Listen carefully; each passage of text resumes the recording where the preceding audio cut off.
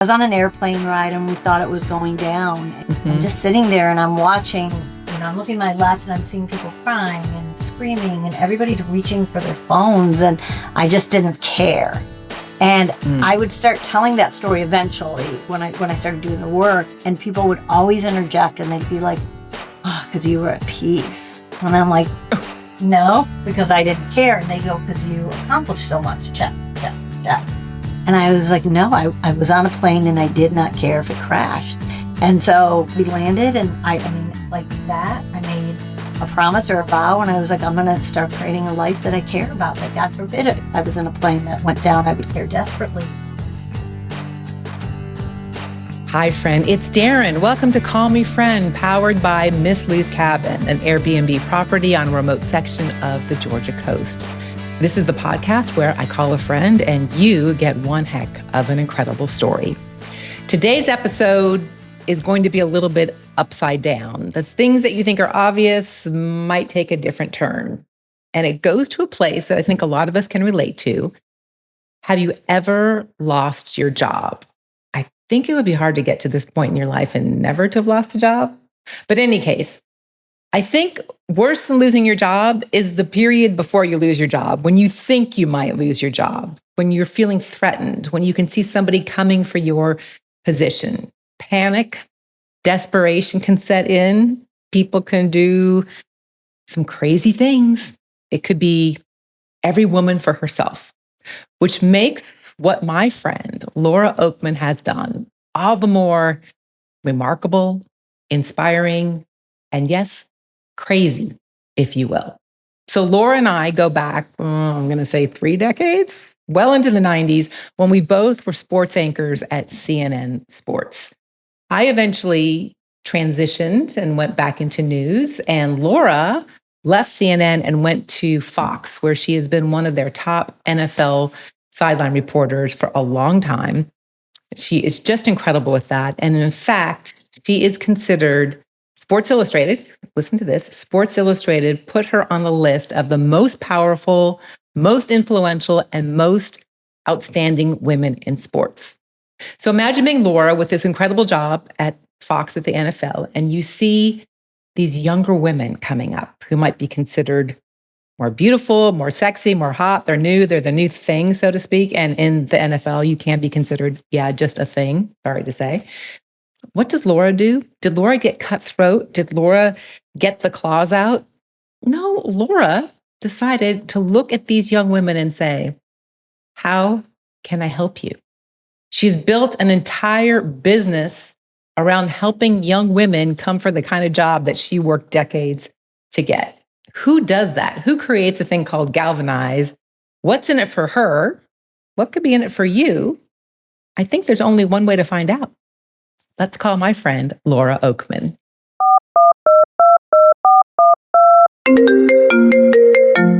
This episode of Call Me Friend is brought to you by Miss Lou's Cabin, an Airbnb property on a remote section of the Georgia coast. Do you ever go to a beautiful resort area and you long to know what it looked like before they paved paradise and put up a parking lot? Well, now you have your chance. Miss Lou's Cabin sits on 7 private acres on a tidal saltwater marsh about 50 minutes south of Savannah, Georgia. It is a place so quiet you don't even hear road noise. Instead, what you will hear: pink spoonbills, wild dolphins feeding off your private dock, the breeze whistling through the Spanish moss that hangs from the countless oak trees all over the property. The porch overlooking the marsh is the perfect place to hang with family, read a zillion books, catch the sunrise, all while you stay in a restored log cabin that has all the comforts and amenities of a beautiful home. Miss Lou's Cabin. Check out the link in the show notes or simply Google Miss Lou's Cabin and you'll find this piece of paradise. Well, hello, friend. Hello, friend. It is so good to see you. We are overdue. Just about 2 decades, 2.5 decades. Are we in 3 decades? That we've known each other. I was going to save this for later, but the thing that made me, well, of course, I had other things I wanted to talk to you about, but the thing that made me call you is our husbands talk now all the time. Talk about a story twist you couldn't come up with when we met 3 decades ago. Oh my God. But your husband, Mike, and my husband, Trent, work on all the Miles stuff together to get you guys to fabulous places all around the world. And I always hear, oh, well, Laura. And then Trent's going, Daryn. I'm like, well, why aren't the original friends talking here?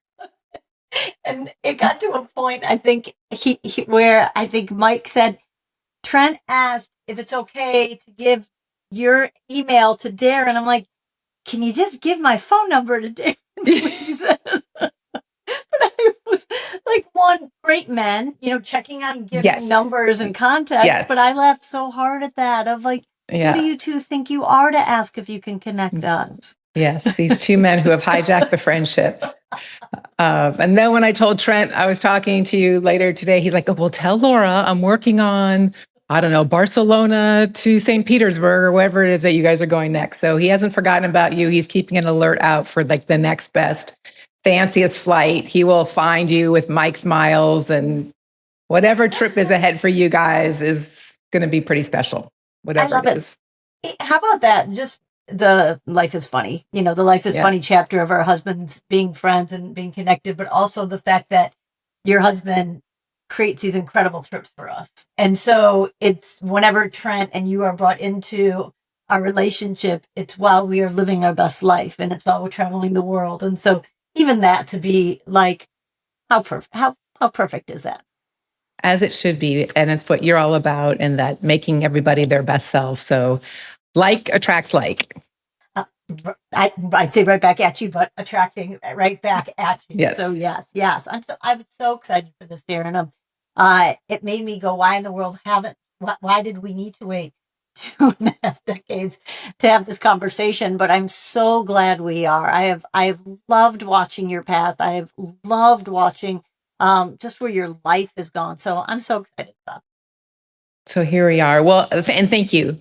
Thank you for that. So when I was getting ready for this call, and I was thinking, well, if we go back to the beginning, we risk sounding like we started when we became friends, like in the horse and buggy age. Two women in sports when it still was a thing.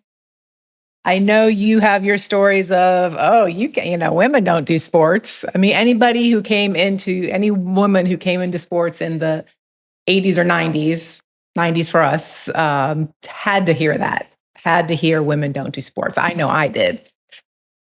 It's crazy. I remember when I was applying for jobs, I remember it so early, as do you. But I remember when I finally got my job, and it was in Montgomery, Alabama, and it was weekend sports and it was weekday news. And it was a woman news director who really was ahead of her time. We're Facebook friends, and I always thank her. But there were no women in the South, Montgomery, Alabama.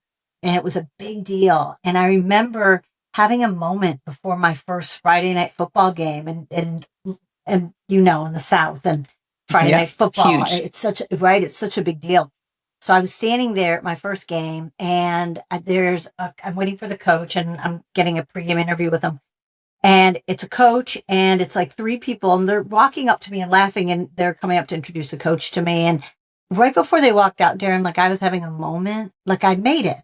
It took me almost a year to get this first job. Yeah. So I'm standing here, I'm about to do my first real live interview, and I was making $10,000. So it was a real, it was a real job. Mm-hmm. A year. We should actually clarify $10,000 a year. Oh yeah, not for the game. Yes, that was for a year. And I was sitting there having a confidence moment. And as they're walking out, I noticed the coach is holding a basketball and a football. And I'm just in my moment. And so I'm like, that's interesting.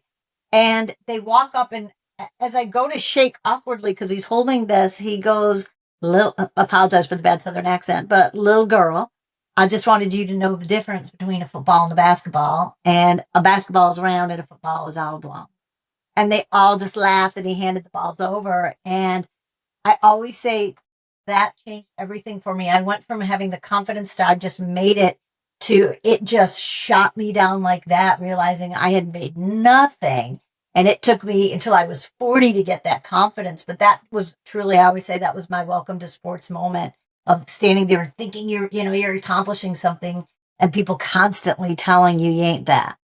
And we don't want you. I just want to reach back in the time machine and just hug that young woman and say, and show her a video, even though we weren't working with video, say, well, I guess we were working with video, to say, this is what you're going to do. This is how big you're going to get. This is who even knows where that coach was? For me, I was in Phoenix as a news reporter, and I got conflicting, when I decided I wanted to do sports, I got conflicting messages. The weekday sports guy pulled me aside and told me flatly, women don't do sports. Women will never be accepted in sports. And interestingly, and this would tie into what we're going to talk about with you, it was the weekend sports guy, Gil Tyree, who I've had on this podcast, the guy who, if I made it, should have been threatened by me, right? But he was the one who believed in me, wouldn't let me quit. Every time he would see either Robin Roberts or Hannah Storm or Linda Cohn up on the monitors in the newsroom, he would pull me in and he would make me look, like practically tie me down and say, see that? They do it and you can do it too. And without him, we wouldn't be sitting here today. So one person in my ear going, what an idiot, you can't do this. And one person in my ear saying, you will do this. Isn't it funny? I know we'll talk about this and it's so hard because as a woman who empowers women, you're always being accused of being a man hater. And I'm like, God, I wouldn't be here if it wasn't for the wonderful men that have championed and encouraged and hired. And so I'm always like, I can't get enough of good men. And the only reason we're able to keep moving forward, which we need to, is because of men. Women just talking to women in a space of women does not fly in the world of sports. Like that's not sustainable for us. And we have to have men.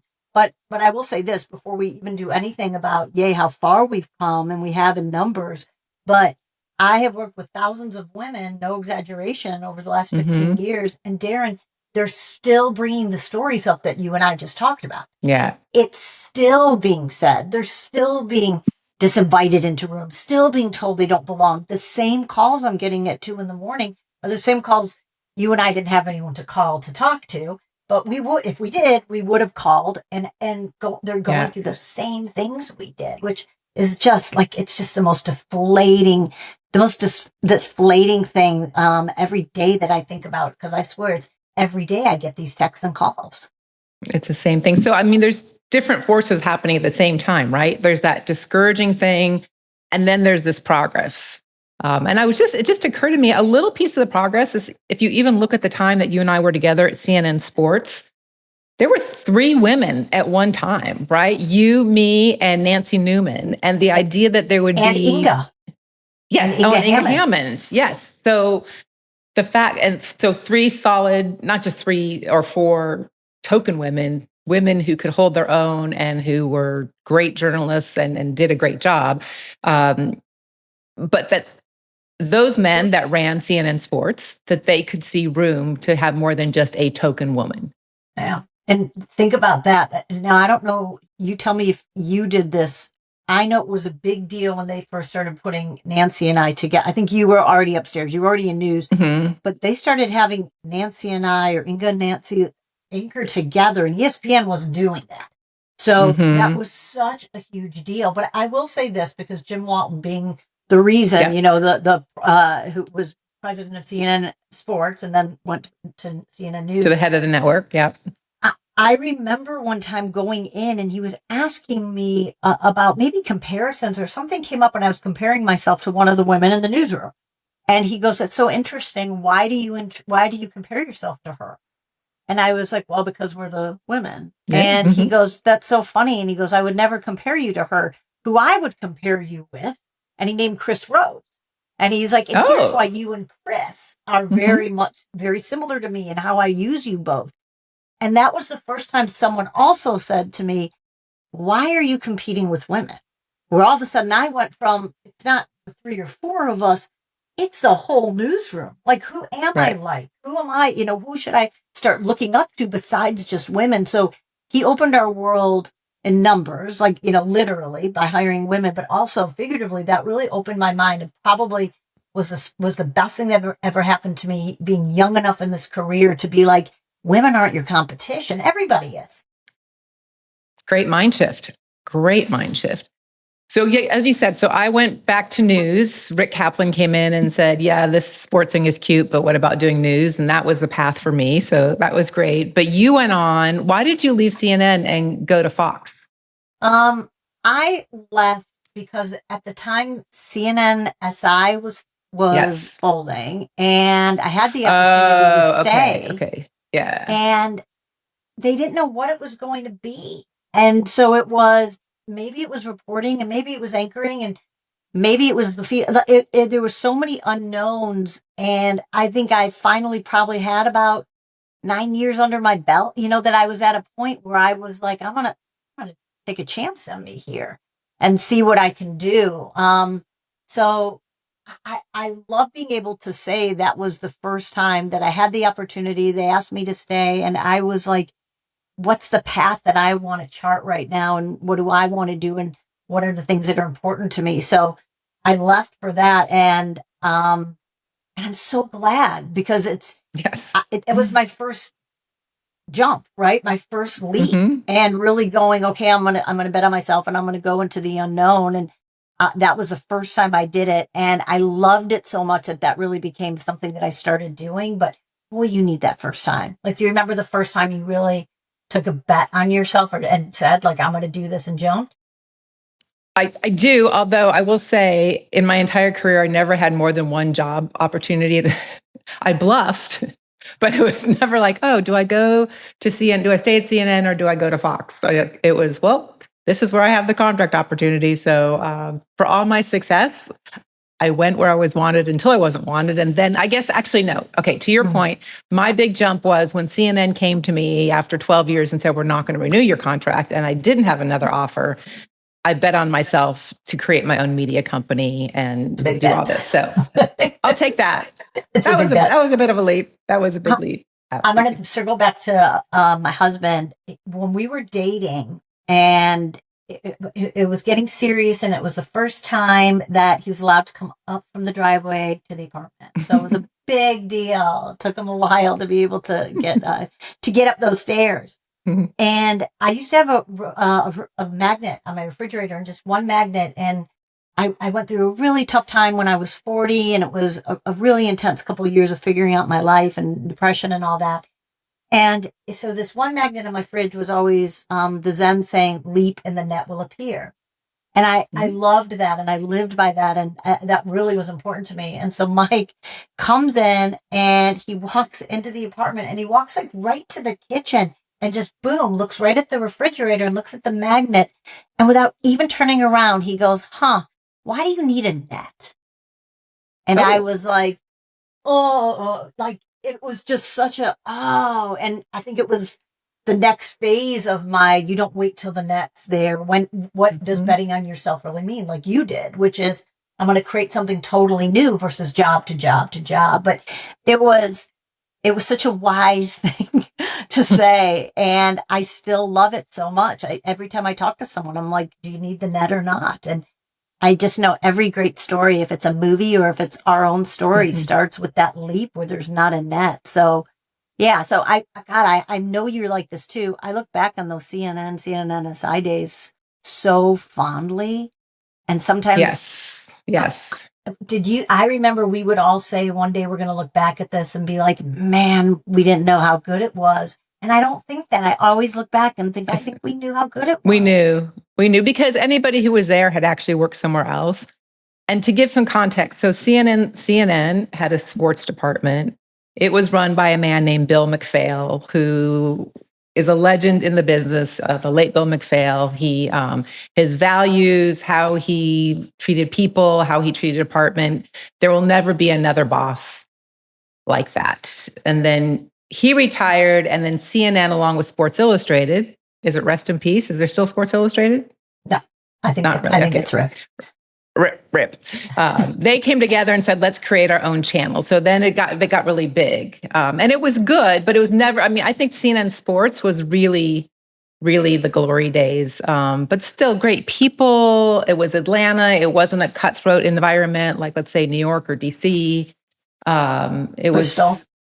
It was special. And I agree. I think we knew when we were in it that it was special. Wow. Yeah. It's, I was just talking to someone yesterday, Evan Canoe. God, I love Oh that we yeah. can like name drop on this. And Yeah. we kind of did the same thing.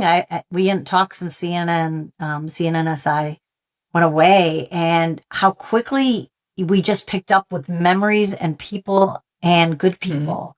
And I worry about that these days. It's so cutthroat and it's so competitive, and everybody is in such a hurry to get there. And you and I know there's no there. Like you're here. Yeah. Well, that's Like true. I Yeah. don't know anyone who's there, so everybody's in such a hurry right now, and it's just it breeds a different it breeds a different mentality and breeds different friendships and relationships. So Yeah. it was the good old days in a lot of ways. Yeah. Well, it was also a whole different world, right? I mean, there wasn't social media. It was drummed into you at CNN that news was a star. You were there to cover the Yeah. story. There was nothing about promoting yourself necessarily. It No. was more for the team. All the more remarkable that you would step away from that, because that could be a very cushy, comfortable thing like that you would take a chance. But you took a chance. You go on to the NFL, to NFL and Fox, and become the superstar sideline reporter. And then when you're 40, like you're saying, there was some dark moments that kind of brought you into that next chapter. What were the kind of things that made you go, there's got to be something more than just like check, check, check, check? I love that you said check, check, check, Yeah, because yeah, that yeah. was my whole life, was it, like most of us at that time. I have one moment that changed everything for me, which was I was on a plane, and I wish I could remember where I was coming from or where I was going, but my life was plain, so I had no idea.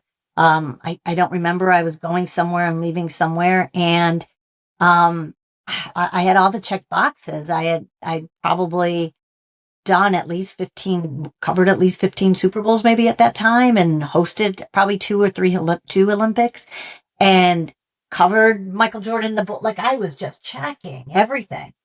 And I was so depressed. And we Mm, didn't talk about that then. And you didn't say it. And I don't know if we even called it that. But I was on an airplane ride and we thought it was going down. And it was like the movie, right? Like the masks and the lights. And I'm mhm. just sitting there and I'm watching, I'm looking to my left and I'm seeing people crying and screaming and everybody's reaching for their phones. And I just didn't care.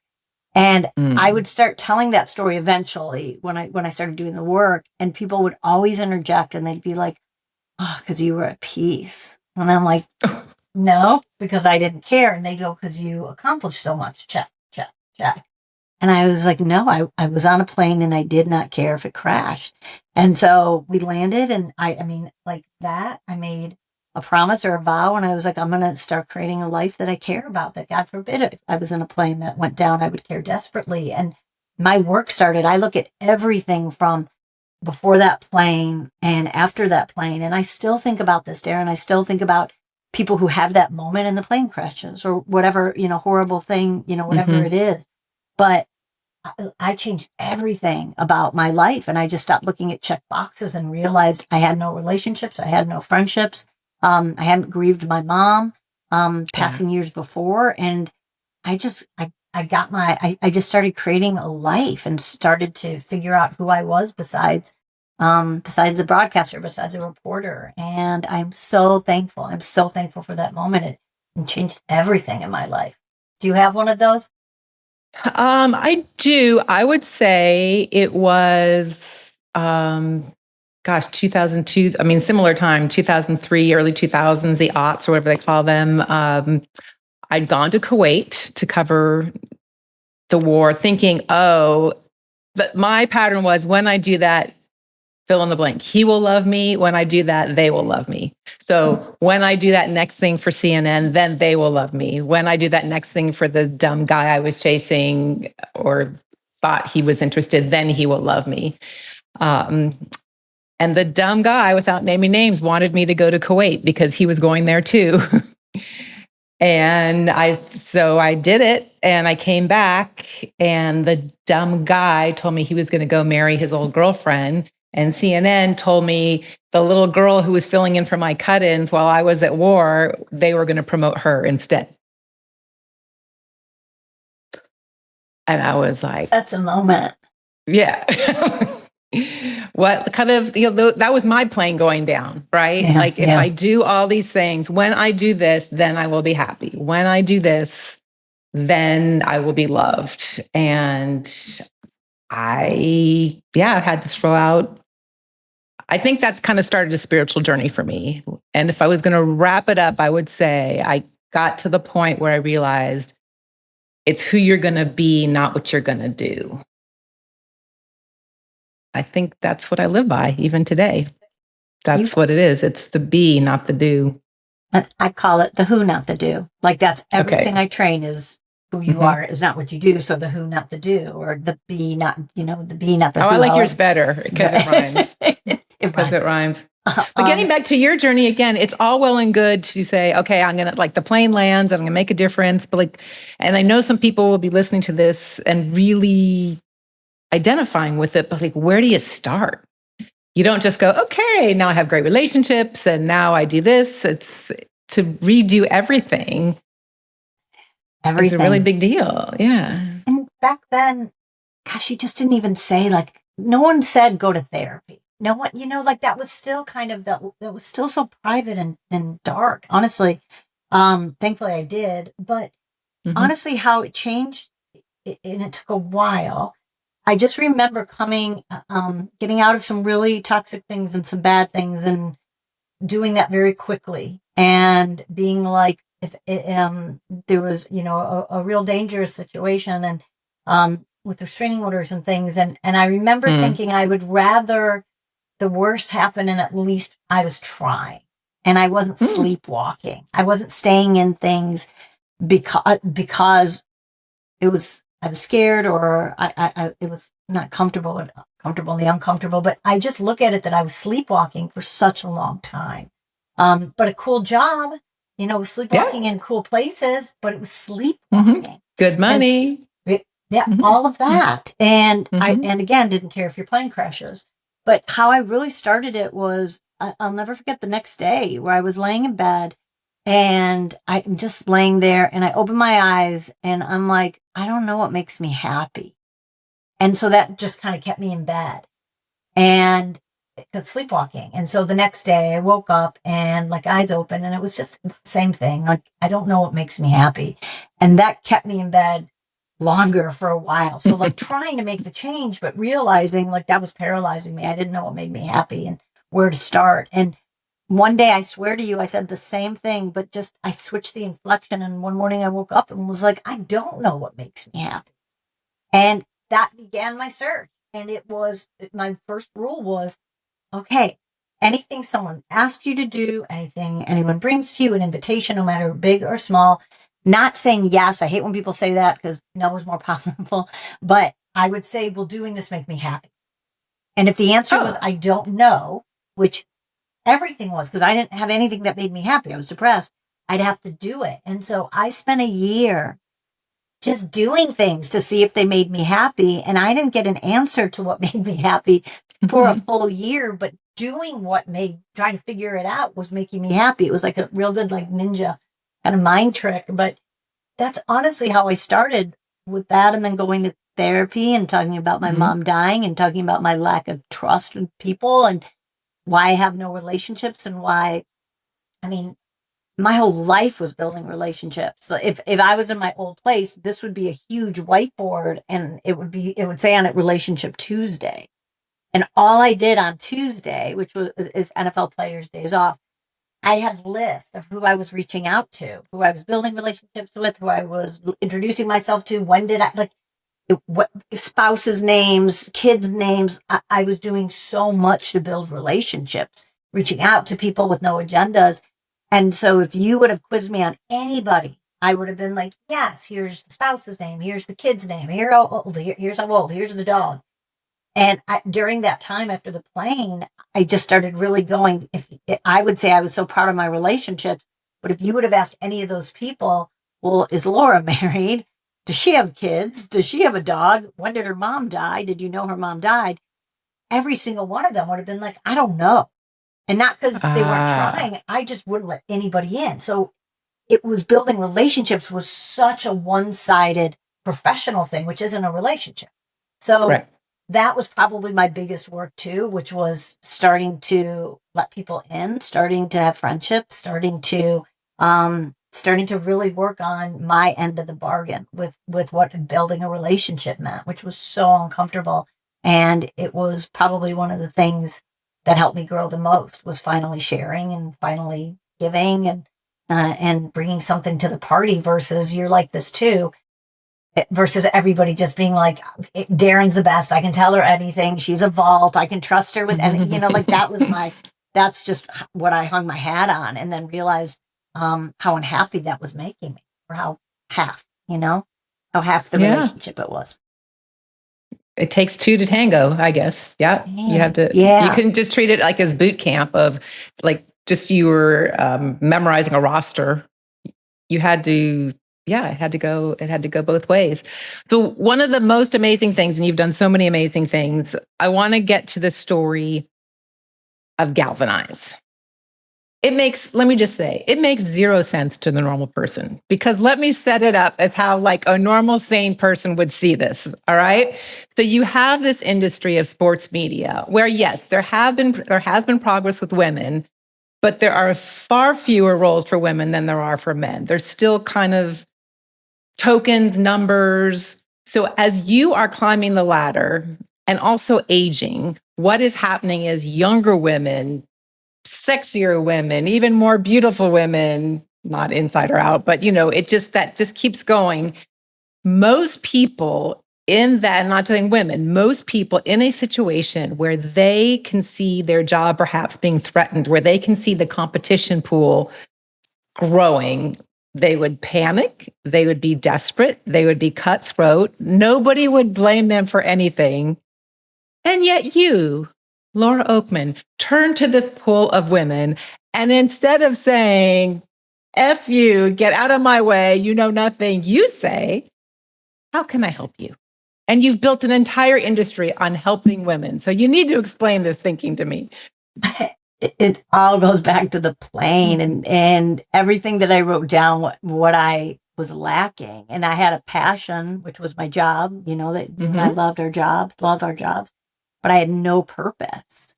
And so I was also really looking for that, I don't know if you look for that or it looks for you.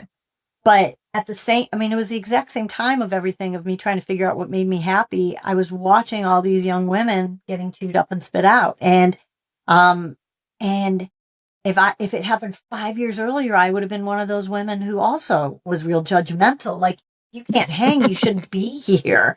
And instead of being judgmental, I got really protective. And I had an NFL head coach who, was talking to me about it one time, about saying, I don't understand it. I have this woman contractually I have to talk to at halftime, and I don't know what she's saying. Like, I can't, I'm down 17 and I don't know what she's saying, but she reminds me of my daughter. So I'm trying to help her and tell her something that she can take, but I see she doesn't know what I'm saying. And he was like, what's going on here? And I remember, just again, 5 years earlier, I would have been so judgmental, but I felt so bad for her. I knew I wasn't ready to start I wasn't ready to start on an NFL level. And I would never have lasted. I would have never lasted as long as I did if I didn't have a foundation as a reporter before I got to the NFL on Fox. But the sideline role has become the girl role. And so these young women who are getting thrown in and aren't reporters yet, they're sideline presence. And so I was just so angry that these young women were getting thrown in that way. And at the time, GALvanize was very much focused on camera. It's not anymore.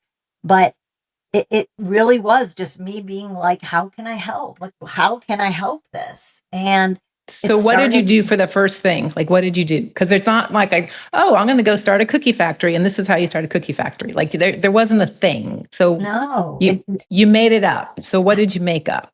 I basically I lived in Tucson, Arizona, and I basically, I know my Wildcat, right? Aren't you Tucson? Are you? No, Stanford? No, I lived in Phoenix. There's my Arizona. Where'd you go to school? Yeah, Sun Devil. Stanford. I'm a Cardinal. Okay, yes. Okay, so I was in Tucson, and I basically recruited 20 women who were all on the West Coast. And I just Mm-hmm. was like, do you want to come in a conference room for 2 days? Like, let me Want to help. come to my house? Want to come Yeah, over? very like weird. But it was just, it started like that. It started, with 20 women. And I would say back then, I had no idea it would be bigger than that, but that was 15 years ago. And it probably took Mm-hmm. 4 months to find 20 women who said yes. And now it's over 5,000 women, and there's waiting lists to get in. And we do boot camps that there's no women on camera. And I'm trying so hard to raise commissioners and GMs and presidents and coaches and, and head of women who hire, because we can't count how many sideline reporters are. There's so many, and that's great. But if you and I went and counted women in power in sports and the impact makers who really are making, one hand. Yeah. Maybe. It's interesting because, yes, the same critic would have said, why are you going and empowering your competition? But as you've pointed out, this is to think small like that this was ever just about, let's say, 10, 20 sideline reporters. You've created a whole network and empowerment movement for women across sports. And Laura, why does it have to just be sports? Like, the model is infinite, isn't it? Yeah. And I actually work with NFL coaches, and anybody who knows GALvanize, I can say to them, I'm galvanizing coaches. And they're always like, got it. Because it's the same thing. And it's all about connection and your who, not your do. And there's, honestly, we have so many women who come into GALvanize and they don't know sports or they don't like sports. I'm like, it's not sports. Even when we team up with NFL teams and train the rookies, everything is about your who, not your do. Who are you? And so I think that's why I never thought about it professionally, like that they would take away my job. How I always thought about it was pre-playing. Oh, if I would have had a woman going through that with me, I was making every mistake. And there was my mom had just died, and I had everything, in the sports world is gray, and I'm trying to figure this out. And I was making so many mistakes, and I wasn't learning from them. I was just judging them. And I was thinking at that time when I was doing the work, how much it would have helped me if I had somebody who was going through it. And so I really didn't think about it, honestly, about professionally, how it would help them. I was really thinking about it would have changed my life to have a woman or a group of women who could say, I'm going through this. How are you handling it? Because I hate saying this because it's so personal for everybody, but nothing they're going through isn't something you and I haven't gone through. It's the same shit. And so now to be able to be able to not just have older mentors, but to be able to call each other up and go, how are you dealing with this?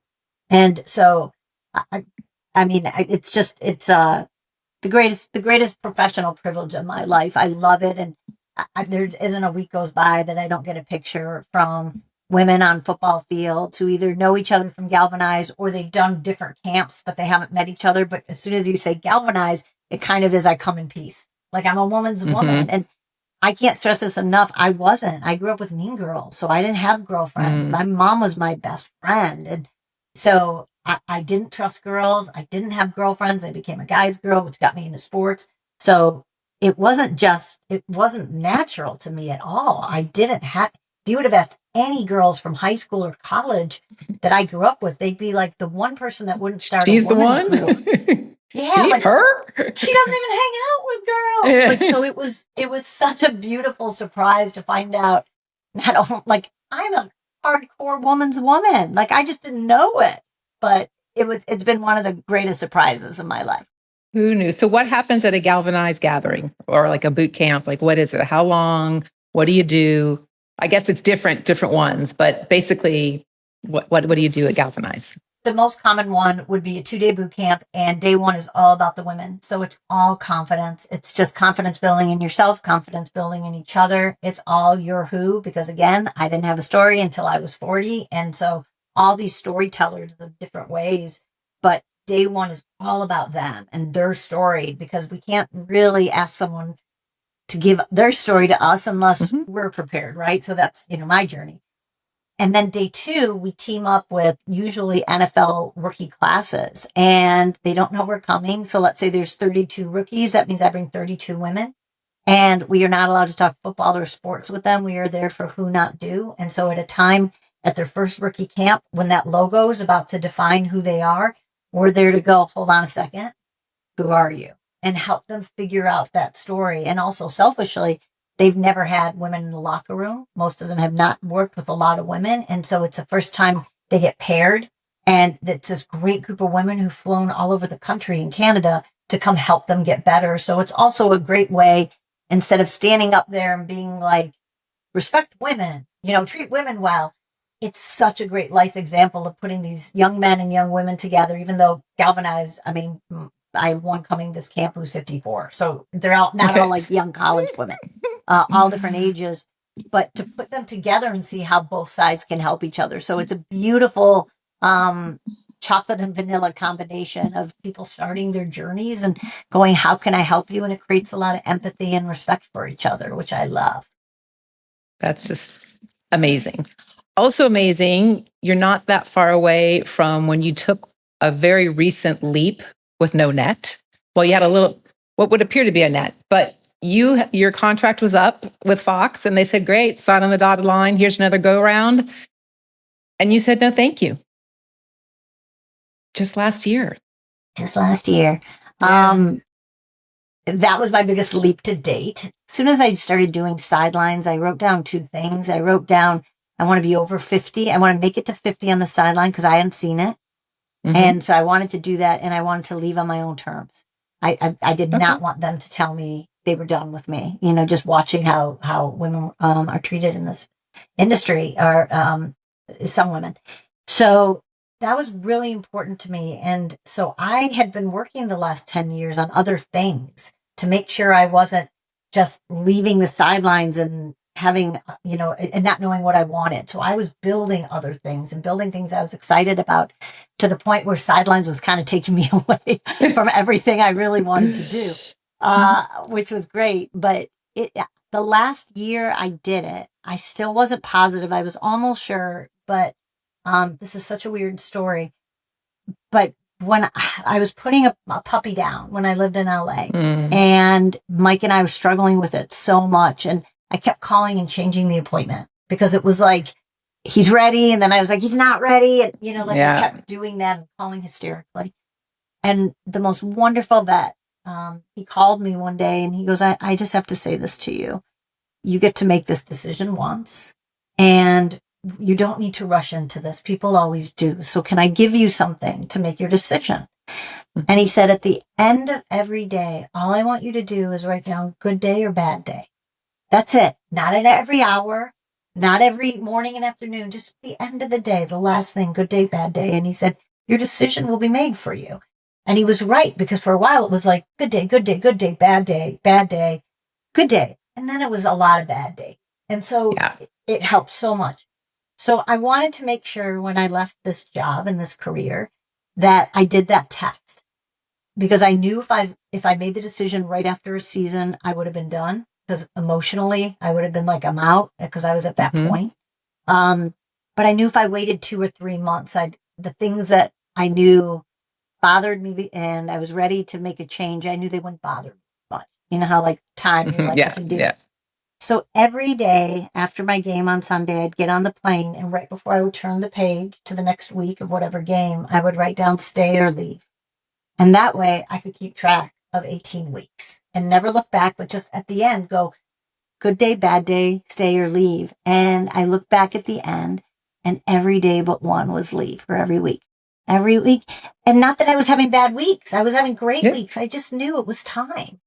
And so I put so much intention into that, which is why it was such a great leap. It wasn't about what I was giving up. It was so much about, you are so ready. Like if you're so ready, what's holding you back except fear? And fear or the unknown. And it went back to betting on myself again and just being like, I just want to see what I can do on my own here.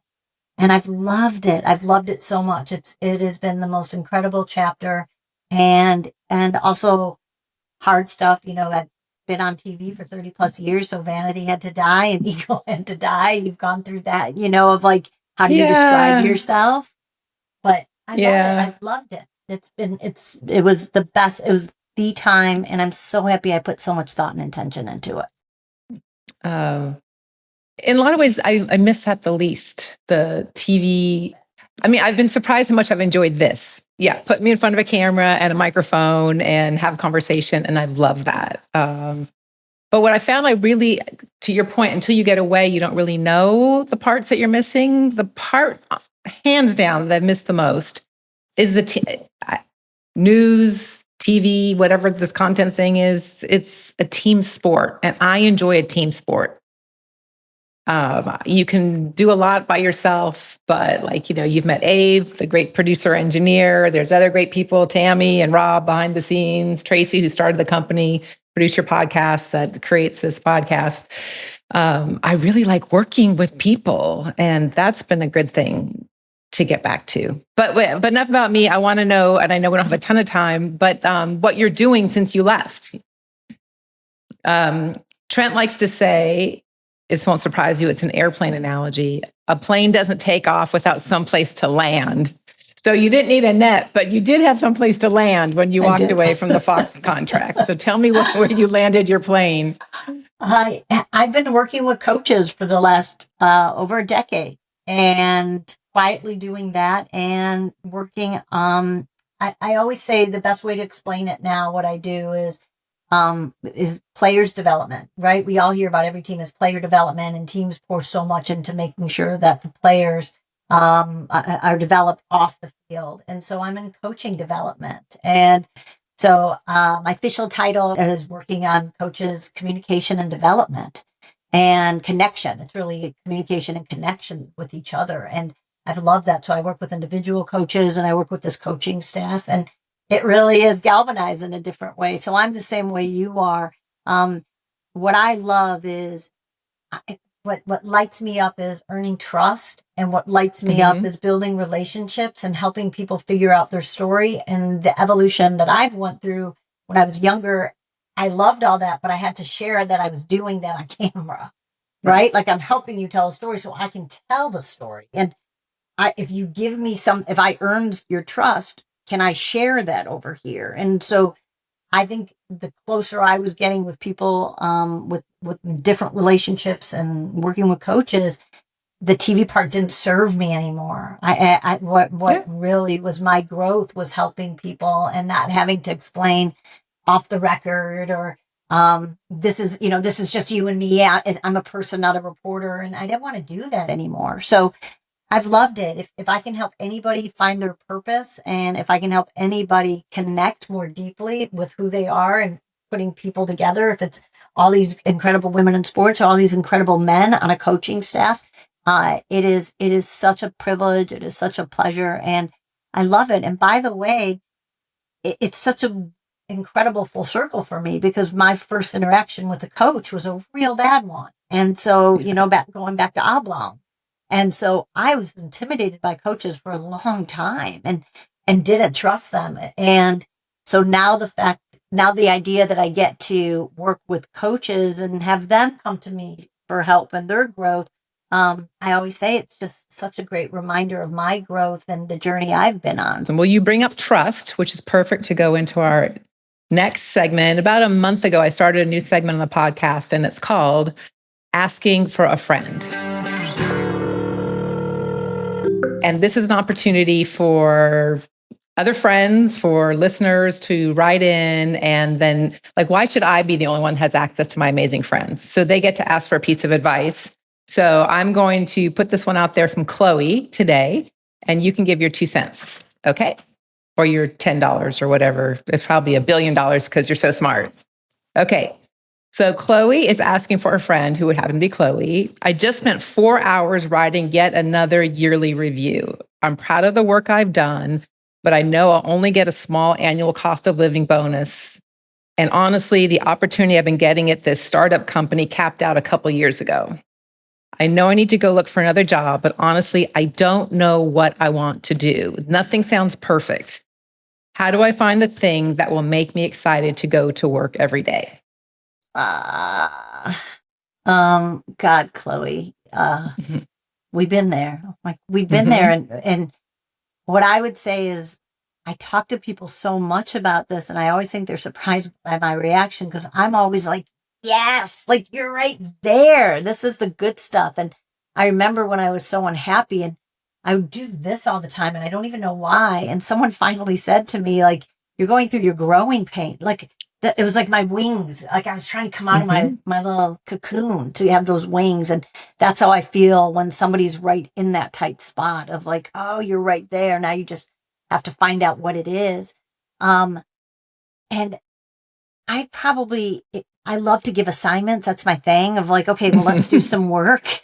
And so I'd go back to the good day, bad day, or stay or leave. I would end every day with what you loved that day or what you enjoyed that day. If it's not love yet, what you like that day. And I would keep track of that for a month or 3 months or 6 months or a year and start looking at every day what's lighting you up. Because I do know sometimes when it's just nothing makes me happy or Yep. I don't know if I love this job. And I know for me, it was, well, what do you love about the job? So what do you want to take from that and make sure you're continuing to build versus abandoning? And that's one of the things I really did was take stock in what do I love about my world and what do I not want to give up or what do I want to build on? And once you start making that list, it's kind of obvious if you can I stay and do this, all of these things that I love, can I find a role here or can I give myself a Mhm. role here that allows me to do that? Or do I have to go elsewhere for that? But I always think it starts with that first bit of work, which is what do I love? And making sure that it's at the end of every day and taking note in that. Otherwise, it's so easy to go for a whole week and be like, nothing makes me happy. I don't love Yeah. anything. And just to kind of take one bite at a time. I love it. I love I it. love assignments. Okay. And before, so you have two assignments now, because there's two questions I like to ask every friend who I call on this podcast. The first one is, who is the friend who had the great impact on your life or the friend who the world needs to know about? I'm staying with my husband. My He is Mike's. husband. Yeah, like he's my best friend. And there's something about when you find someone later in life, just the appreciation of it. So I love him as my husband, but I value and treasure and need him as my friend. He's so good for me. I've never had a friend like him before who supports me and challenges me. Um, when we met, I think I was 41 or 42 and I wasn't dating. I had taken a lot of time off just for my work. That was, I was coming out of the plane stuff. And I was at a restaurant with a friend in Venice, California, and we were sitting at a table at the bar. And a woman walked up to the table with a gentleman she was with because my friend and Mike's friend went to high school and college together. Okay. And so they started talking. And so Mike was with her. And so we just started talking. And it was 7 Wait, was he minutes. with her, like with her, Nope, or we were with her both as a with friend? friends, Okay. but we didn't Okay. know that. Okay. We just Okay. walked up to a table. And so Yeah. we were just like, hey, hey. And it was a 7 minute conversation, no more than that, with just Mike and I. And I can still picture him walking through the window. I can see him, what he was wearing, everything. And I just remember going, when I'm ready, I hope a guy like that shows up. And I knew that in 7 minutes, like just, oh, he's so good. And, I mean, there's a million things that I can say about Mike, but I know when we talked about we weren't having kids and we were like, okay, it's just us. So we made the commitment that we had to grow something. If we're not growing children, what are we growing? And so we said we have to grow the relationship. The relationship has to be the baby. And so we water it constantly. And Mike is there is not a like couple weeks span that goes by without Mike saying to me, are you getting everything you need from me? And it's just, he's so intentional with our relationship as friends, as partners, as, romantic and romantic and not, just the personal stuff. So anyway, I say all that to say that he Mike is is the my friend. best friend. Mike is my guy and everybody needs a Mike. Everybody needs a Mike. And I can't believe the men I dated before. I can't believe I didn't value people around me, and I can't believe it. Like, it takes a Trent, it takes a Mike, where you're just like, that you see how much work you have to do to know what kind of partner you deserve also. Does that make sense? Yeah. Well, first of all, I'm going to sing Mike's praises. I'm going to add to one thing. He also does all the work that Trent tells him to do all the crazy mile stuff, which is not easy. So someone's got to jump through the hoops that Trent comes up with to do the miles. So put that on that list. Daryn, I don't even know. Well. I was worried you were going to be like, your great trip you're doing. I'm like, he just gives me the itinerary. He's so good at. He's a producer. Yeah. He produces. Yes. So and if you knew how many things he had to do in order to, anyhow, we just leave those boys in the other room to do all those things. I'm just going to share this one thing because it made such an impact in my life. After a huge string of just terrible choices, a friend said to me, "Do you have good friends?" And I said, "Yes." And she goes, "It seems like you make friends effortlessly." I said, "Yes." And she said, "Did it ever occur to you to hold any romantic relationship to the same standards that you hold your friendships to?"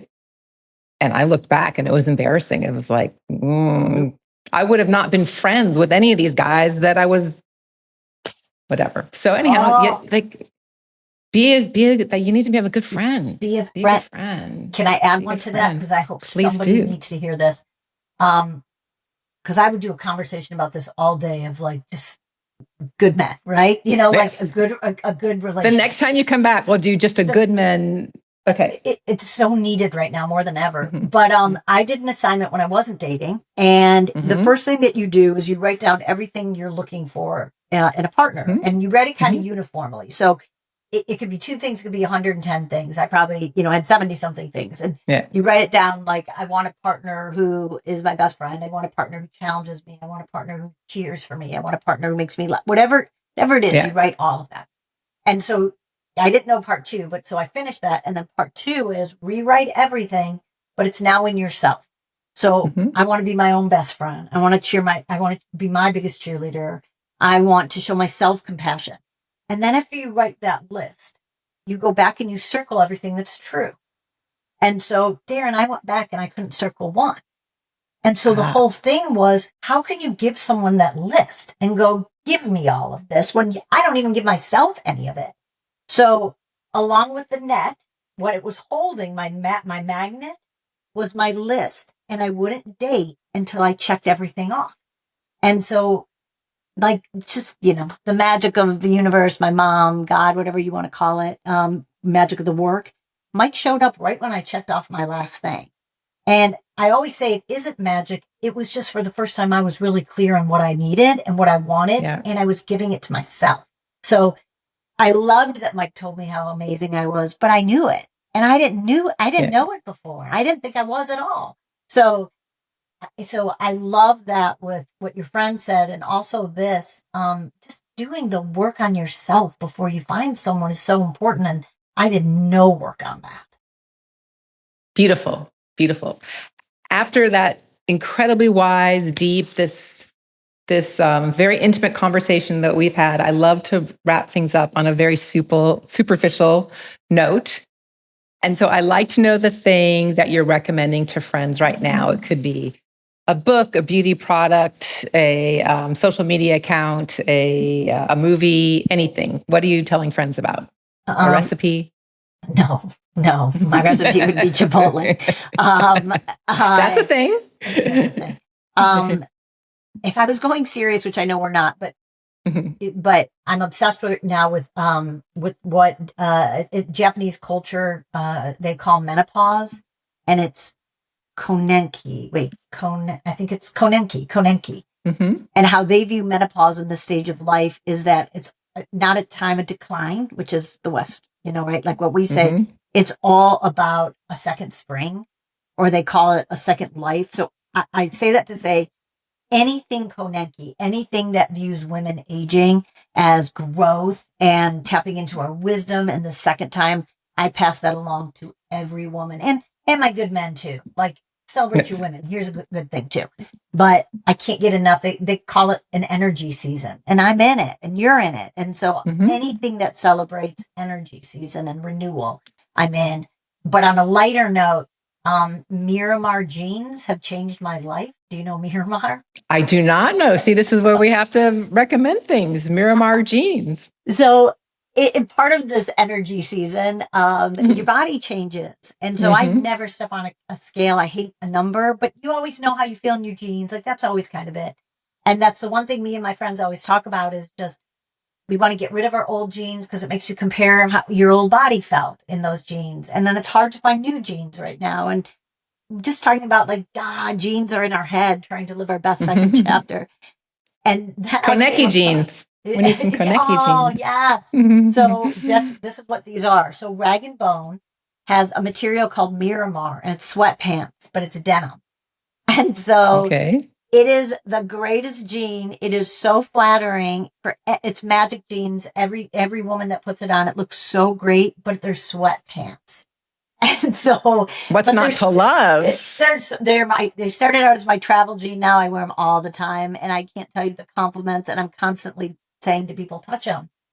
They're sweats. Touch them. Touch my butt. Touch my butt. It's okay. But for any women watching this, especially closer to our age, but my young girls get it too.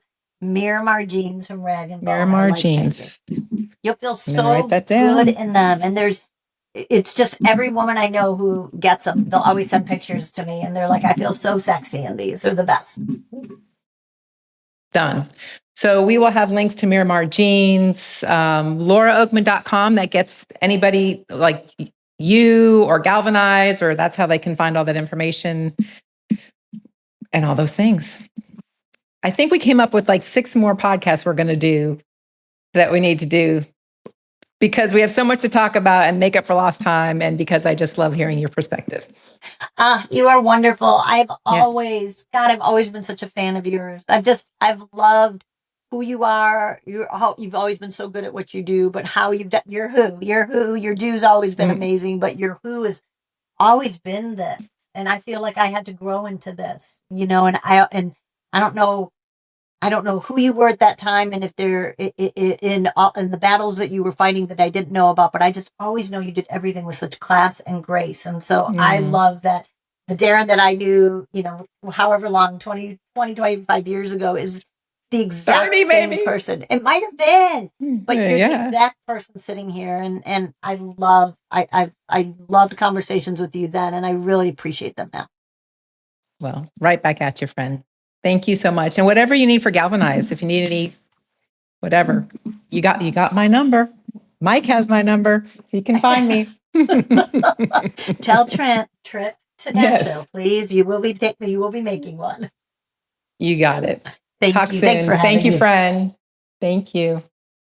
I will tell you what the hardest part of that entire conversation was, and of my entire day. And that was saying goodbye, because I could have talked to Laura for like 12 more hours. But eventually, if you're a friend, you have to say, I've taken enough of your time and you can go. So I will be thinking, though, about what she had to say well into this evening, and well for a very long time. And I think the thing that I'm going to be thinking about kind of the most is what she was talking about, the magnet on her refrigerator. Leap and the net will appear. One thing I just really admire about Laura is that she did take that chance most recently, where she had this great job with Fox doing NFL sideline reporting. And boy, so many people would just kill to have that job, but she knew she was done. And so she left to go do something else. Me, I don't think I've ever done anything like that. Now, I'm the one who, if you break up with me, if you fire me, if I get kicked on my ass, I will pick myself up and I will start over. But the idea that I would just say, oh, well, this is good, and I'm going to go do something else, that's just never been my strength, which means I probably have stayed in places and in relationships longer than I ever should have. Probably the biggest, and so I'm going to be thinking about that, is my point. And I would hope that you would be thinking about that. The leaping in the net, and do you need the net, and when do you leave, and when do you leap? That's the thought for the week. My biggest leap of this last year has been starting this podcast. And I think I did leap without a net. I leapt thinking, all right, I will start the podcast and the sponsors will arrive. And we're almost a year into it. And you might notice, except for Miss Lou's Cabin, we don't have that sponsor yet. I think we're really close. The team says we're close. So fingers crossed. I just like to be transparent and say we are trying and we're trying to put it together. And I sure would like for that net to show up soon. Keep those thoughts. Meanwhile, how you can support this podcast if you're not a major sponsor. It's so simple. You can go on YouTube and subscribe. We are so close to monetizing on YouTube. You can write a comment, you can share, you can like, and you can listen. Really, you would be shocked how much of a support that is. So that is my ask for the week. You can always get in touch with me to let me know what you think about anything you heard on the podcast, about somebody who you think would be a great guest, about asking for a friend. If you would like to submit, ask for a friend. It's so simple. All you have to do is call me. I have a number for you, 912-766-0446. You can call old-fashioned, pick up the phone, or you can text, and you can do it 24/7 because I don't hear that phone ring. I would love to hear from you. I would love to keep this podcast going. I would love many more conversations.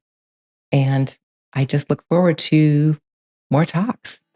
So stick around and give the support, and we'll chat soon. Thanks so much. Thank you, friend. You've been listening to Call Me Friend. Executive producers for the show are Daryn Kagan and me, Daryn Kagan. The show is produced by Produce Your Podcast and Journeyist Inc. Production by Abe Falek, Tammy Gagno, and Rob Paw. Before you go, Call Me Friend is more than a podcast, it's a community.